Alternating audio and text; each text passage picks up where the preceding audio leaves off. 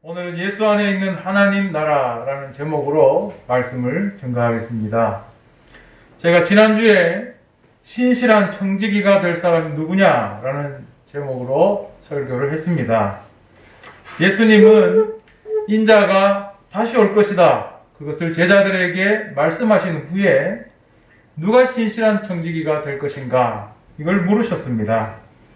청지기란 그냥 종이 아니라 주인이 부재할 시에 주인의 모든 소유와 또 권한을 맡아서 집을 감독하고 다른 종들을 양육하고 관리하는 사람이 청지기입니다.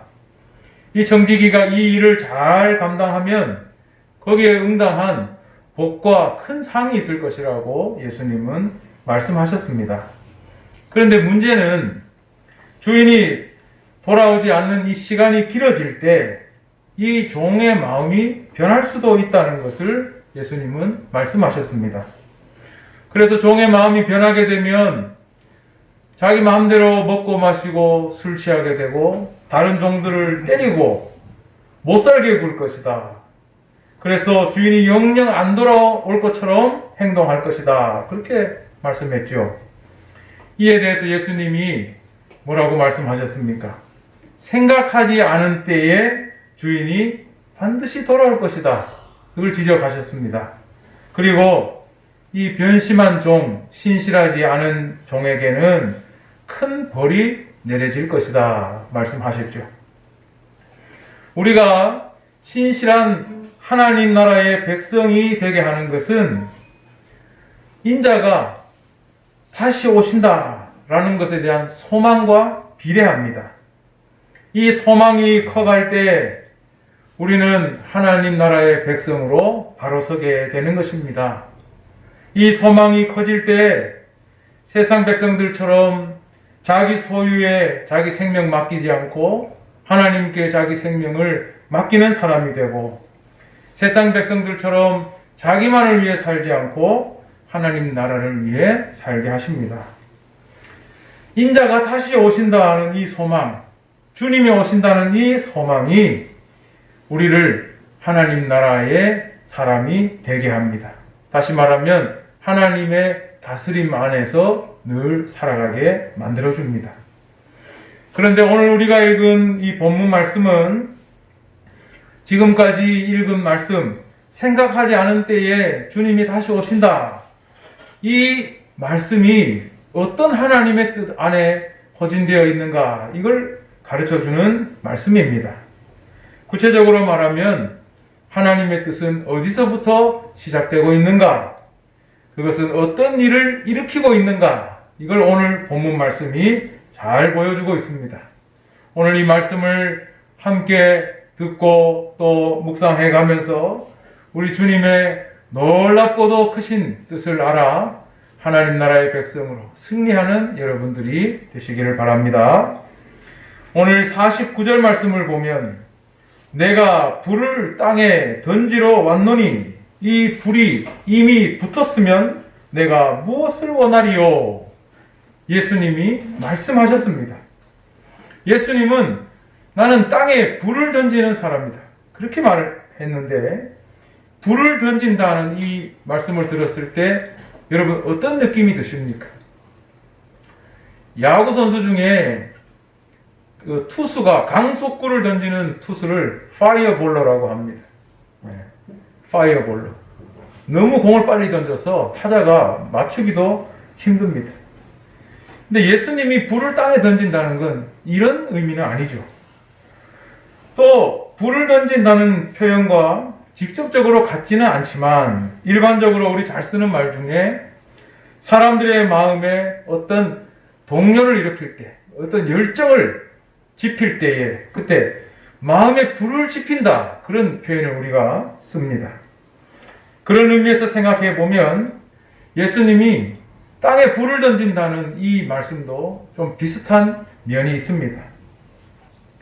한번 마음에 불이 지펴지면 그 정과는 좀 달라지는 것이죠.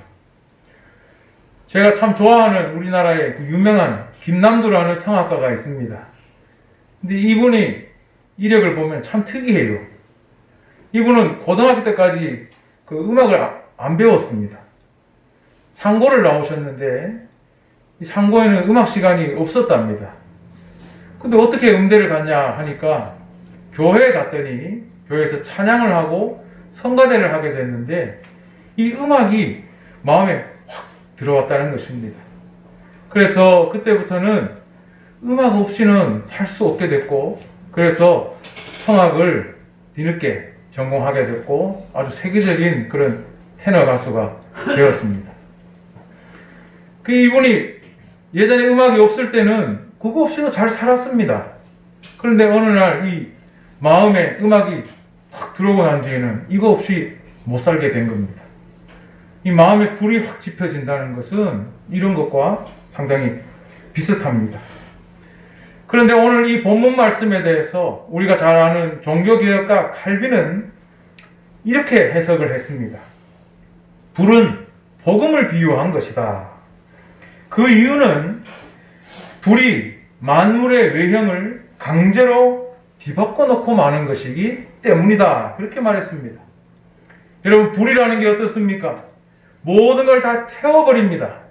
소멸시켜버립니다. 녹여버리고 모양을 뒤바꿔버리죠. 하늘에서 벼락이 떨어지거나 폭탄이 떨어지면 그게 떨어진 곳은 예전과 같을 수가 없습니다. 순식간에 불바다가 되고 잿더미가 되고 아니면 다 녹아버려서 형체가 예전과는 달라집니다. 이처럼 불은 예전의 형태를 그냥 두지 않고 다 태우고 소멸시켜버리고 외형이나 성질을 다 바꿔버린다는 의미에서 어떻게 보면 굉장히 파괴적입니다. 그런데 또 모양을 싹 바꿔버린다는 의미에서는 동시에 창조적이라고 말할 수도 있겠습니다. 예수님이 불을 땅에 던지러 왔다고 하셨는데 예수님이 가져온 이 복음은 우리 마음에 그냥 열정을 지핀다는 것보다는 칼빈의 말처럼 세상을 완전히 소멸시켜버리고 동시에 새롭게 만들어버린다는 뜻이 더 강하다고 하겠습니다.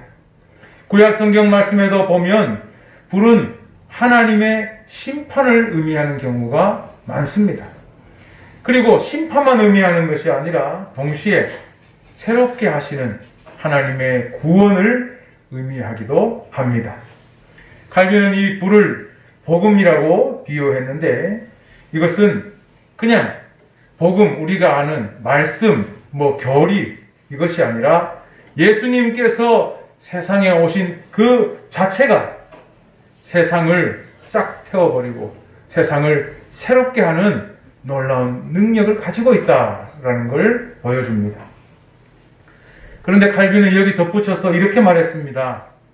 제자들이 그릇되게도 하나님 나라가 조용하게 잠자듯이 올 것이라는 잘못된 생각을 품고 있었지만 그리스도께서는 무시무시하게 이글거리는 불로 먼저 이 세상이 태워져야 한다는 것을 들고 나온다. 그렇게 말씀했습니다.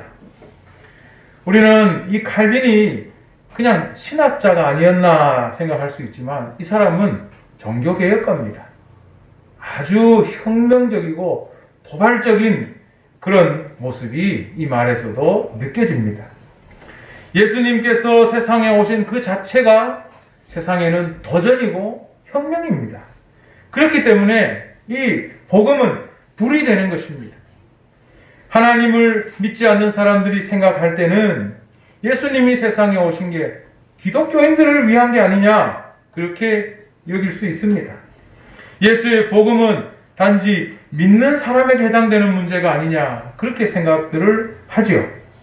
하지만 예수님이 땅에 불을 던진다는 것은 예수님의 복음이 믿는 사람들만을 위한 게 아니라 모두에게 영향을 미친다는 것을 가르쳐주고 있습니다. 예수님의 복음이 세상을 다 태워버리는 동시에 새롭게 변화시킬 목적으로 작용할 것이다 라는 의미입니다. 그렇다면 예수의 복음은 흔히 우리가 알고 있는 것처럼 세상에 평화를 주고 세상에 안녕을 제공하는 선물이라고만 볼 수는 없겠죠. 오히려 어떤 사람에게는 예수님의 복음은 이것이 심판이고 변화를 강제로 종용하는 그런 공포의 대상일 수도 있는 것입니다. 예수님은 오늘 본문 51절에서 보면 49절과 비슷한 말씀을 또 하셨어요. 내가 세상에 화평을 주려고 온 줄로 아느냐? 내가 너희에게 이르노니 아니라 도리어 분쟁하게 하려 함이로라. 이와 비슷한 내용의 본문이 마태복음 10장 34절에 있는데 이렇게 되어 있습니다. 내가 세상에 화평을 주러 온 줄로 생각하지 말라. 화평이 아니요 검을 주러 왔노라. 두 본문의 다른 점은 검을 주러 왔다는 게 빠지고 분쟁하게 하기 위함이다. 그 뜻이 분명해진 것뿐입니다. 그런데 중요한 사실은 예수님께서 이 땅에 오심으로 검을 주러 왔다는 이것이 이미 시작되었다는 겁니다. 우리가 성탄절에 자주 듣는 말씀 중에 예수님이 오실 때 천사가 하늘엔 영광, 땅엔 평화, 우리 그 말씀 많이 들었죠. 예수님은 평화를 위해 오셨다. 그렇게 들었는데 실제로 예수님이 세상에 오실 때 모두가 반긴 것은 아니었습니다. 유대의 왕 헤롯은 모든 악의를 다 죽이려 할 만큼 반기지 않았죠. 그뿐만이 아니라 예수님의 공생의 사역 중에도 보면 수많은 능력이 예수님을 통해 고스란히 나타났죠. 수많은 사람이 고침을 받고 또 나음을 얻었어요. 그러나 이것을 반기지 않은 사람들도 있었습니다. 오히려 예수님을 신성 모독자로 몰아갔고 심지어 예수님의 기적을 이거 마귀가 준 힘이라고 폄훼하기도 했습니다. 이것처럼 예수님을 통해서 하나님 나라를 맛보는 사람들이 있는 반면에 또 이것을 완강하게 거부하는 사람들도 분명히 있었습니다. 예수님께서 세상에 불을 던지러 왔다, 검을 주러 왔다 하시는 말씀은 예수님이 오심으로 인해서 필연적으로 발생할 수밖에 없는 이 분리 상황, 사람들이 나뉘게 되는 그 상황을 말씀하는 것입니다. 51절 이하의 본문에서도 예수님은 세상에 화평을 주러 온 게 아니다, 분쟁하게 하기 위함이다. 그렇게 말씀하셨는데 여기서 이 분쟁이라는 말이 나왔습니다. 분쟁이라는 말을 들으면 다툼, 싸움 이런 의미가 여러분 느껴지시죠? 하지만 실제로 이 헬라어 원형은 디아메리조라고 해서 영어로 디바이드, 나눈다는 뜻이 있습니다. 예수님이 오심으로 분쟁하게 하기 위함이다. 나뉘게 만든다는 겁니다. 52절, 53절에도 분쟁이라는 이 말이 나오는데 한 집에서 사람들끼리 분쟁이 있다 그랬습니다. 심지어 가족 중에도 분쟁이 있다 그랬습니다. 둘이 셋과 둘이 서로 분리된다는 뜻입니다. 또 가장 가까워야 될 관계, 아버지와 아들이, 아들과 아버지가 분리된다. 어머니와 딸이, 딸과 어머니가 분리된다. 그런데 오늘 이 말씀에 보니까 시어머니와 며느리가 분리된다. 이건 우리나라 사람들은 당연하게 생각할 것 같은데, 그죠? 별로 시어머니와 며느리가 안 친하니까 그렇게 생각할 것 같은데, 여기서는 가장 가까워야 할 가족 안에도 예수님 때문에 이런 분쟁, 이런 분리, 나눔이 생긴다라는 말씀입니다. 결국 분쟁이라는 것은 서로 다른 뜻을 가지고 나누어짐으로써 싸우게 되는 것을 말하기 때문에 예수님 때문에 가족들끼리도 나뉘게 된다라는 걸 보여주시는 비유입니다. 오늘날도 예수님의 복음을 영접한 사람들 중에서 이 신앙 문제로 가장 큰 갈등과 또 분리, 이 상황을 경험하는 사람들은 그 누구가 아닌 가족들입니다. 가족이 이걸 제일 민감하게 경험합니다. 가장 가까운 사람이기 때문에 내면의 변화에서부터 오는 그 차이, 그 영적 다름을 가장 크고 민감하게 느끼는 것이 바로 가족이죠. 그렇다면 세상에서 가장 가까워야 할 이 가족들 안에서도 필연적으로 이 분쟁이 발생하는 이유가 뭐겠습니까?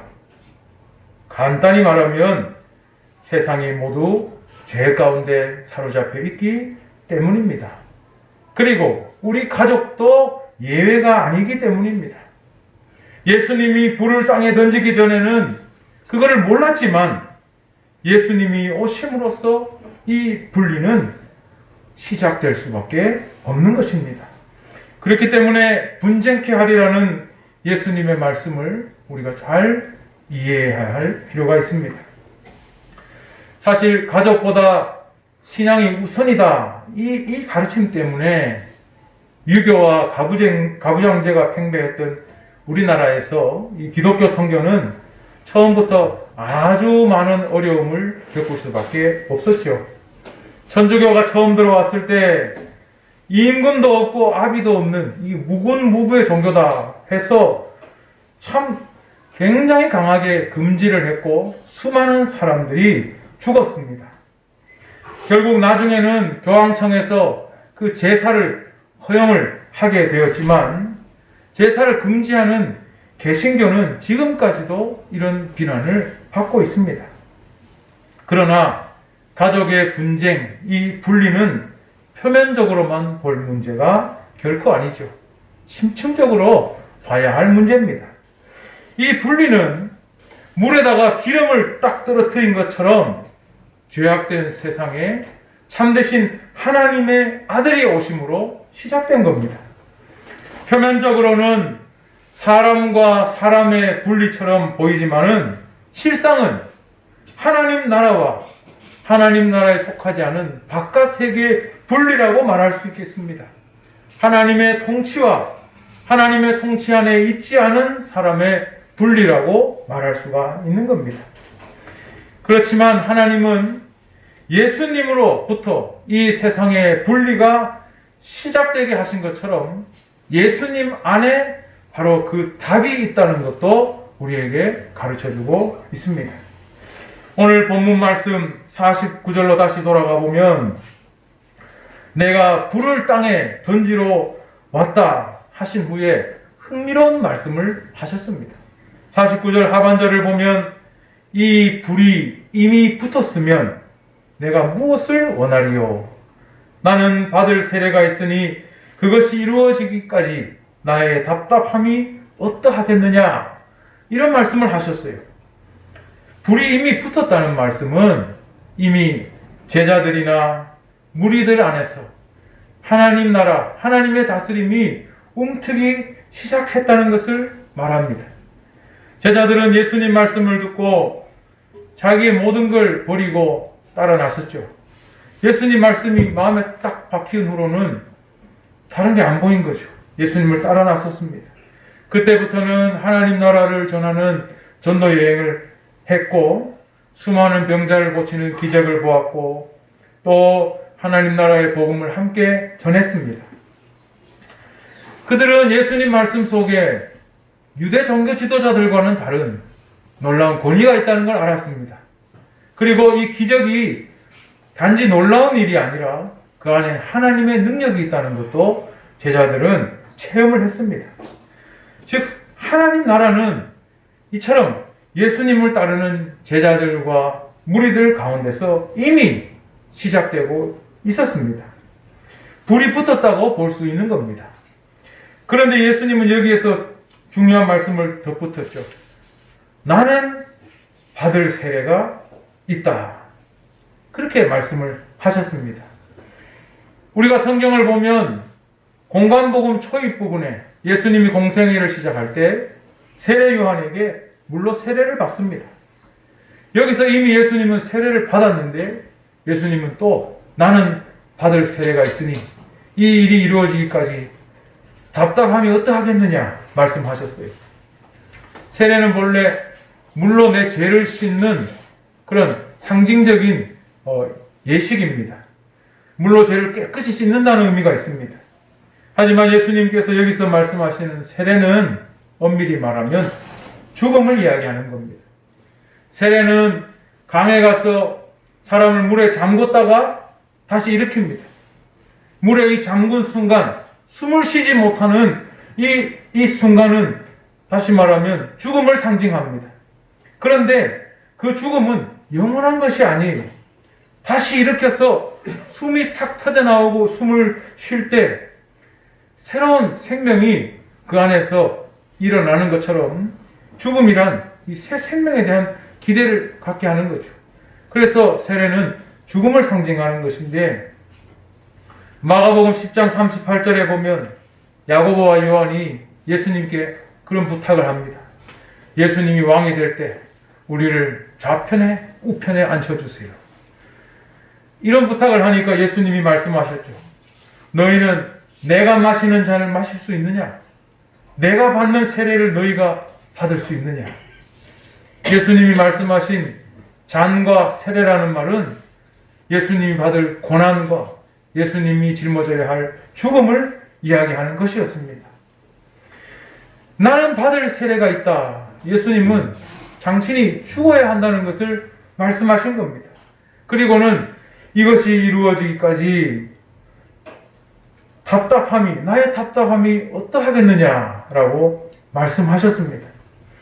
그것은 다시 말하면 하나님의 뜻이 완전히 성취되기 위하여 내가 반드시 죽어야 하는데 그 내 마음이, 그 답답함이 어떠하겠느냐, 그것을 드러내신 겁니다.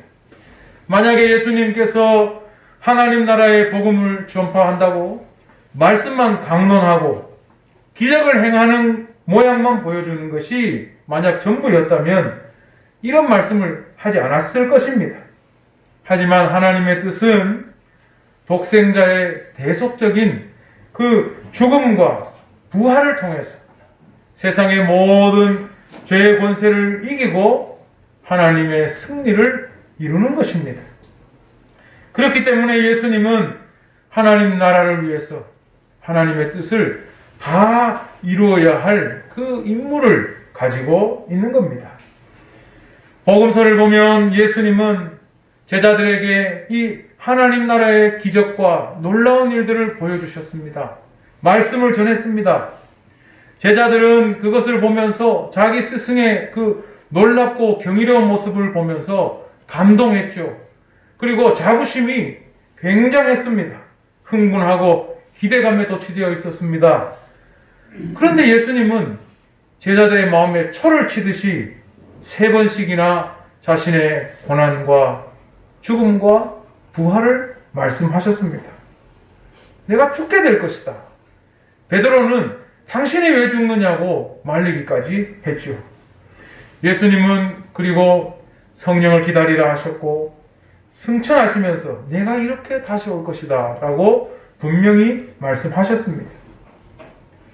이미 세상에 불이 붙었는데, 하나님 나라가 제자들 안에서 이미 불이 붙었는데 예수님은 받을 세례를 말씀하시고 왜 답답하다는 마음을 가지고 있겠습니까? 겟세마네 동산에서 예수님이 그 죽음의 잔을 놓고 끝까지 기도하시던 모습을 보면 우리는 그 마음을 알 수가 있는 겁니다. 하나님의 뜻은 하나님 나라가 완성되는 데 있습니다. 그리고 이것을 위해서는 반드시 예수 그리스도의 완전한 순종이 있어야 한다는 것을 우리는 예수님 말씀 속에서 알게 됩니다. 그럼 예수님의 순종은 어디까지 감당해야 하는 순종입니까? 그리고 누구를 위한 순종입니까? 자기가 버림받고 고난당하고 죽임을 당하는 데까지 예수님은 순종해야 하는 것입니다. 바로 그 죽음으로부터 하나님은 예수님을 다시 살리실 것과 그를 우편에 앉히실 것과 다시 세상의 심판주로 보내실 모든 계획을 성취하시는 겁니다. 따라서 예수님의 순종의 시작은 성육신이죠. 예수님이 육신을 입고 이 땅에 오신 성육신으로부터 하나님 나라가 이 땅에서 시작되었다면 십자가에 자기의 생명을 맡기고 죽어야 하는 그 순종을 통해서 사망과 권세를 이기고 하나님의 승리를 가능하게 하셨습니다. 그리고 마지막으로는 심판주로 다시 오시는 예수님은 그 때와 시를 나도 모른다고 했습니다. 하나님이 보내실 때 그 순종을 통해서 하나님은 하나님의 나라를 완성하실 것입니다. 그러므로 하나님 나라는 이미 예수님의 오심으로 이 땅에서 시작되었지만 예수께서는 그 모든 하나님의 뜻을 이루어 가셔야 합니다. 그리고 예수님이 이루어 가시는 이 하나님의 뜻은 그냥 혼자 감당하는 것으로 그냥 퍼포먼스로 끝나는 것이 아니라 믿는 우리에게 그것은 하나의 표지가 됩니다. 우리도 예수님처럼 고난과 죽음과 부활의 과정을 통해서 하나님 나라의 영광을 얻게 될 것이라는 놀라운 표지가 된다는 것을 우리에게 보여주십니다. 이와 같이 예수님께서 불을 땅에 던지러 왔다, 분쟁케 하려 함이니라 이 말씀을 하시면서도 나는 받을 세례가 있으니 참 답답함이 어떠하겠느냐 이런 말씀을 하신 것은 하나님의 뜻이 온전히 예수님을 통해서만 이루어진다는 것을 우리에게 가르쳐주는 말씀입니다. 그리고 그 과정에서 예수님이 보여주신 것은 바로 우리를 살리고 우리를 구원하기 위한 순종이고 희생이라는 것을 우리는 분명히 알아야 할 것입니다. 하나님 나라가 바로 이와 같이 예수 안에 있다는 것을 예수님 말씀 속에서 알 수가 있습니다. 그리고 예수님을 통해 하나님의 나라가 하나님의 뜻이 이루어진다는 것은 예수님이 오신 자체가 땅에 불을 던진 것이 되기도 하지만 거기서부터 우리의 희망이 시작된다는 것을 보여주는 말씀이기도 합니다. 불이 세상을 다 태워버리지만 또 완전히 새롭게 수치라는 물질을 만들어내는 것처럼 예수님의 복음은 온 세상을 심판하기도 하지만 거기에서부터 우리의 희망이 솟아나고 있다는 것을 보여주는 말씀입니다. 세상의 가족은 어느 누구보다 가까운 사람들입니다. 그래서 우리 피부치라고 합니다. 그런데 그렇다고 해서 가족이 내 생명까지 책임질 수는 없습니다. 부모가 만약 사랑하는 자식이 병에 걸려 죽어갈 때 내 목숨까지도 주겠다 그런 마음을 가질 수는 있습니다. 그러나 실제로 자기 생명을 줄 수 있지는 않습니다. 우리가 하고 싶은 그 의지와 실제로 내가 할 수 있는 그 능력은 분명히 다른 것입니다. 아무리 자식을 사랑해서 내 목숨을 주려 해도 줄 수 없는 겁니다.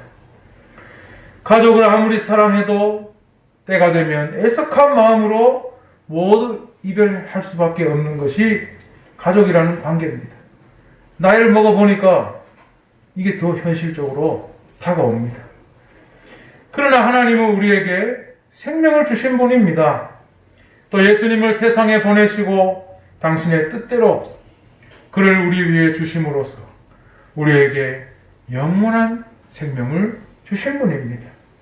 예수님이 땅에 불을 던지고 가족끼리도 분쟁하게 만들지만 실제로 우리의 가족이 영원히 함께 사는 길은 바로 예수 안에 있다는 것을 오늘 말씀은 우리에게 가르쳐 줍니다. 그래서 예수님은 말씀을 전하던 중에 사람들이 예수님, 지금 당신 어머니와 당신의 형제들이 밖에 기다립니다. 이렇게 말했을 때 뭐라고 대답하셨습니까? 누가 내 어머니와 동생들이냐?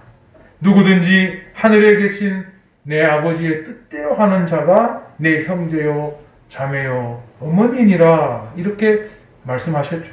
무슨 뜻인지 아시겠죠? 예수님은 불을 땅에 던지러 오셨습니다.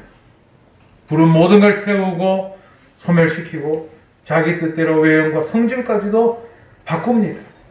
예수 그리스도의 복음은 우리의 죄악된 것들을 다 태워버리시고 다 소멸시켜버리시고 그리고 하나님 나라의 백성으로 우리를 거룩하게 바꾸시고 정결하게 만들어 가십니다. 우리는 이것을 위해서 단지 말씀만 전해주고 기적만 보여주고 가신 것이 아니라 하나님의 이 뜻을 이루기 위해 자기 목숨을 버리고 그리고 그 놀라운 사랑을 우리에게 주신 그 예수님의 은혜를 알아서 우리도 하나님의 말씀과 그 뜻에 순종함으로써 하나님 나라의 백성으로 승리하는 그런 우리 목양교회 모든 성도님들이 되시기를 우리 주님의 이름으로 축원합니다. 기도하겠습니다.